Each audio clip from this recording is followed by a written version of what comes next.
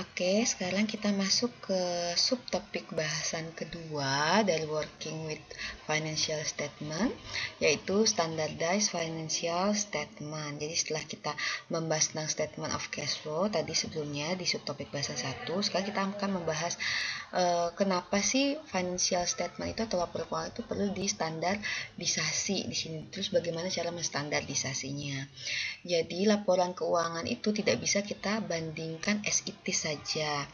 Apalagi kalau misalnya membandingkannya dengan dua perusahaan yang size-nya berbeda. Misalnya nih, ada perusahaan A dan ada perusahaan B. Perusahaan A penjualannya adalah 1 miliar dan gross marginnya ada 300 juta. Sementara perusahaan B, dia gross marginnya juga 300 juta. Nah, kalau kita hanya membandingkan gross marginnya, apakah perusahaan A dan perusahaan B itu sama bagusnya? Belum tentu. Ternyata perusahaan B ini dia nilai penjualannya adalah 600 juta. Jadi dengan 600 juta dia bisa memperoleh margin 300 juta. Sementara perusahaan A dengan 1 miliar dia baru bisa memperoleh dengan penjualan 1 miliar dia baru bisa memperoleh margin 300 juta. Berarti kita bisa membandingkan perusahaan A dan perusahaan B itu ketika kita sudah menstandardisasikan laporan keuangannya. Jadi untuk perusahaan A kita standarisasi dulu income statementnya. Jadi gross margin dibanding dengan penjualan, berarti 300 juta dibanding 1M itu adalah 30%. Sementara untuk perusahaan si B 300 juta dibandingkan dengan 600 juta itu ada 50%. Nah, berarti di sini yang lebih baik kinerjanya adalah perusahaan B. Nah, itu salah satu logika kenapa dibutuhkan standardized financial statement. Cara untuk membuat standardized financial statement itu yang pertama itu dengan menghitung common size-nya.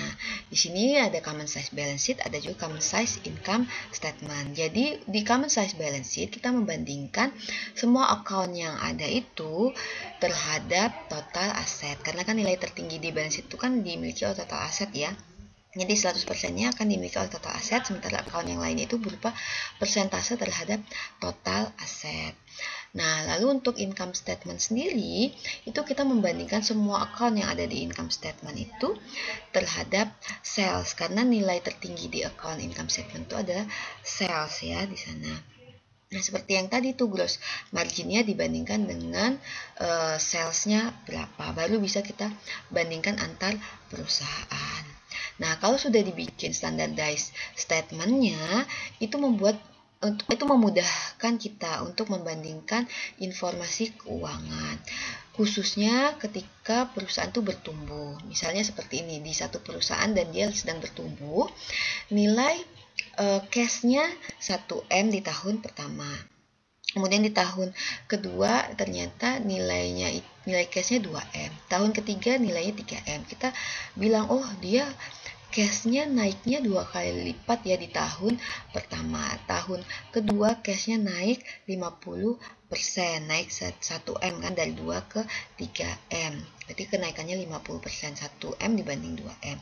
Nah, tapi ternyata ketika kita membuat standardized statement-nya, total asetnya pun di tahun pertama dan tahun kedua itu juga mengalami peningkatan yang sama, peningkatan 2 kali lipatnya. Di tahun pertama misalnya asetnya 100M menjadi 200M, di tahun ketiga menjadi 300M. Nah, kalau kita bandingkan dengan standardized balance sheet-nya, berarti untuk cash-nya itu persentasenya adalah 1 dibanding 100, 1%. Kemudian tahun kedua juga masih 1%, 2 dibanding 200M, dia 1% juga. Kemudian tahun ketiga juga 3M dibanding 300M itu 1%.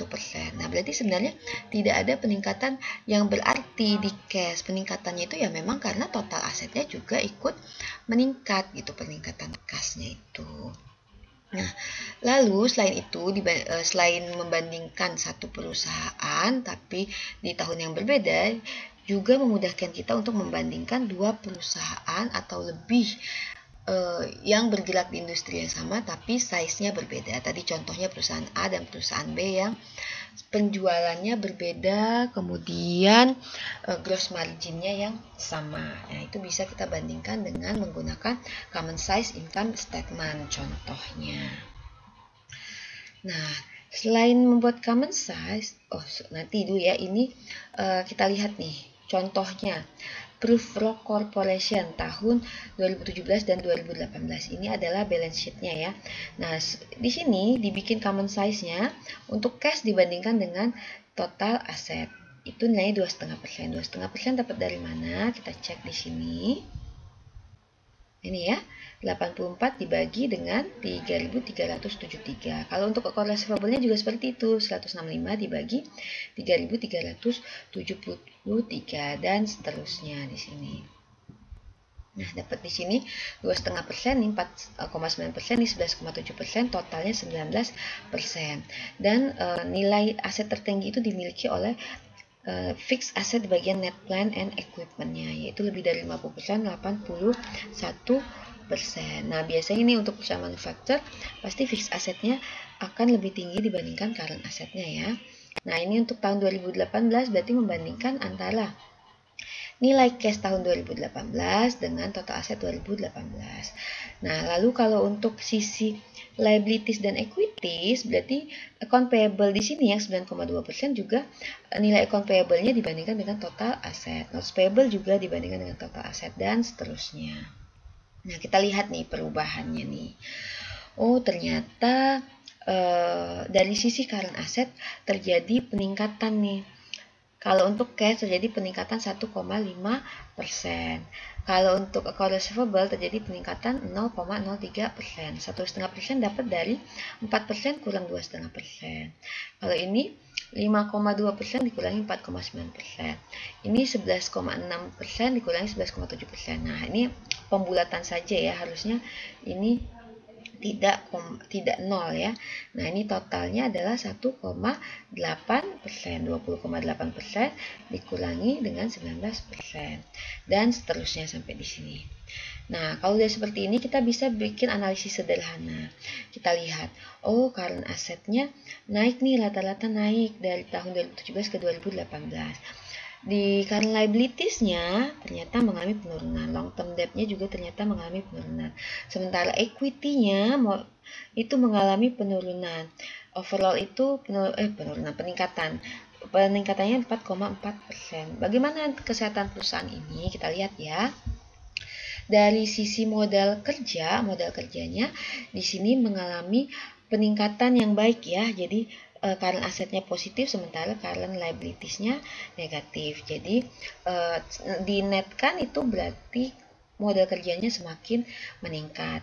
Kemudian dari segi kewajiban terhadap kreditor, nah di sini kan kelihatan ya terjadi penurunan long term debt di sini.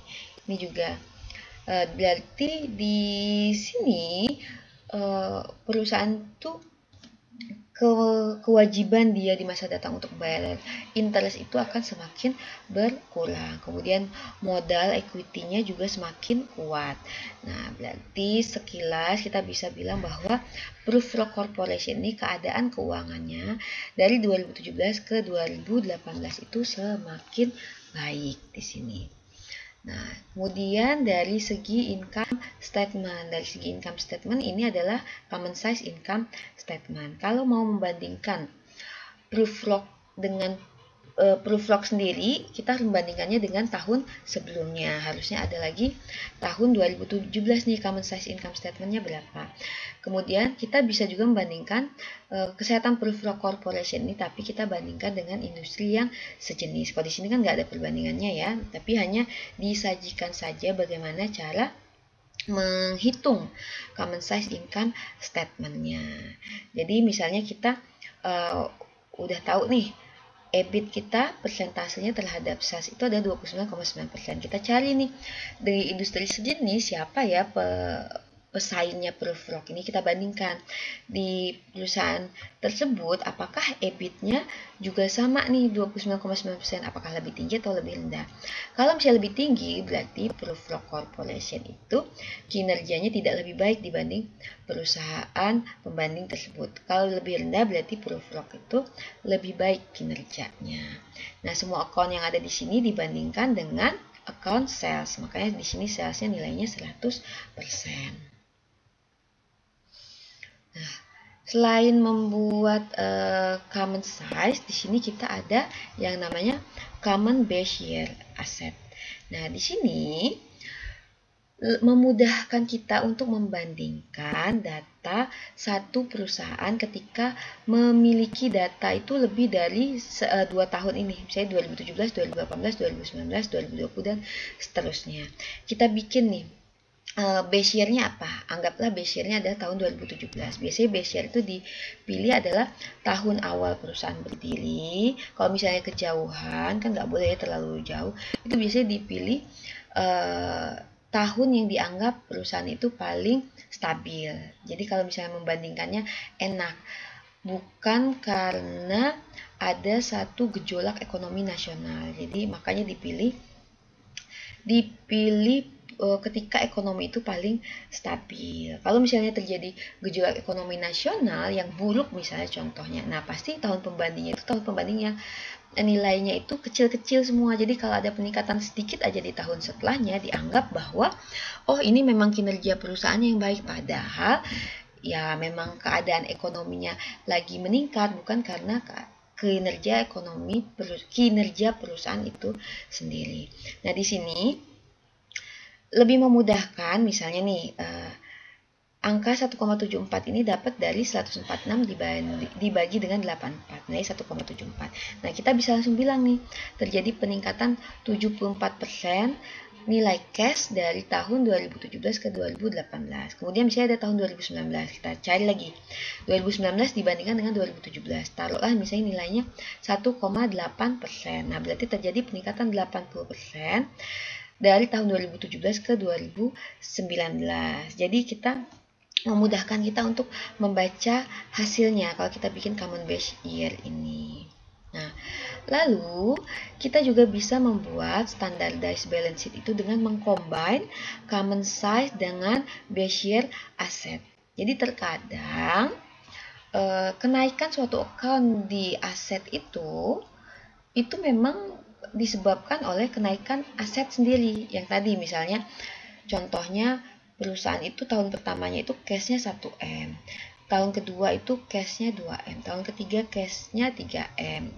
Terlihat seperti ada peningkatan, tapi ternyata asetnya lah yang meningkat sehingga cashnya juga meningkat. Kalau dibandingkan persentase terhadap total aset, ya cashnya sama aja 1% setiap tahunnya. Nah, kalau kita hanya melihat common size aset, efek peningkatan aset itu nggak terlihat gitu. Kita hanya bisa bilang, oh 2,5% ke 4% itu ada kenaikan 1,5% di sini. Nah, apakah 1,5% itu disebabkan memang kenaikan cashnya saja atau kenaikan total aset, kita nggak bisa lihat kalau cuma membandingkan common size aset. Nah, tapi kalau kita sudah bikin combine common size dan base year aset ini, kita sudah mengeliminir efek peningkatan asetnya. Jadi kita hanya membandingkan dengan tahun dasarnya saja.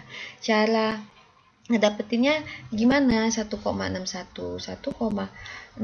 itu kita peroleh dari 4% dibagi dengan 2,5%. Dapatlah nilainya adalah 1,61. Kemudian ini berarti 1,06 itu dapat dari 5,2 kita bagi dengan 4,9%.